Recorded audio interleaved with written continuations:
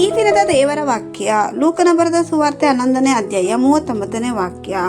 ಆಗ ಕರ್ತನು ಅವನಿಗೆ, ಫರಿಸಾಯರಾದ ನೀವು ಪಾತ್ರೆಯ ಮತ್ತು ತಟ್ಟೆಯ ಹೊರಭಾಗವನ್ನು ಶುಚಿ ಮಾಡುತ್ತೀರಿ, ಆದರೆ ನಿಮ್ಮ ಒಳಭಾಗವು ಸುಲಿಗೆಯಿಂದಲೂ ಕೆಟ್ಟತನದಿಂದಲೂ ತುಂಬಿರುತ್ತದೆ. ಹೃದಯಗಳನ್ನು ಶೋಧಿಸಿ ನೋಡುವ ಕರ್ತನು ನಮ್ಮ ಹೃದಯವನ್ನು ನೋಡುವರಾಗಿದ್ದಾರೆ.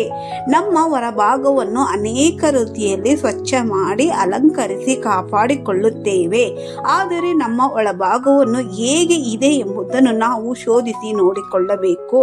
ವಾಕ್ಯವು ಹೇಳಿದಂತೆಯೇ ದೇವರು ಹೊರಭಾಗವನ್ನು ಶುದ್ಧ ಮಾಡುವುದು ಮಾತ್ರವಲ್ಲ, ನಮ್ಮ ಅಂತರಂಗದ ಕಾರ್ಯಗಳು ಶುದ್ಧವಾಗಿರಬೇಕು ಎಂದು ದೇವರು ಎದುರು ನೋಡುತ್ತಾರೆ.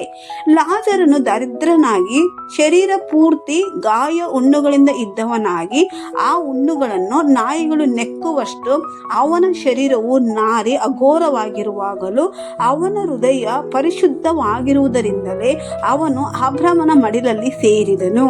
ಪ್ರೀತಿಯ ಜನಗಳೇ, ನಾವು ಬೆಳ್ಳಗೆ ತೆಳ್ಳಗೆ ಇರುವುದರಿಂದ ಮಾತ್ರವಲ್ಲ, ನಮ್ಮ ಹೊರಭಾಗದ ತೋರಣದಿಂದಲೂ ಅಲ್ಲ, ನಮ್ಮ ಅಂತರಂಗದ ಮನುಷ್ಯನು ಅನುದಿನವೂ ಹೊಸದಾಗಿರಬೇಕು.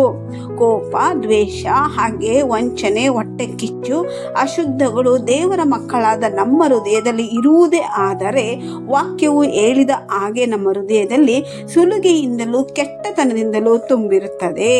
ಆದ್ದರಿಂದ ಆ ರೀತಿಯಾದ ಹೃದಯವನ್ನು ದೇವರು ಮೆಚ್ಚುವುದಿಲ್ಲ.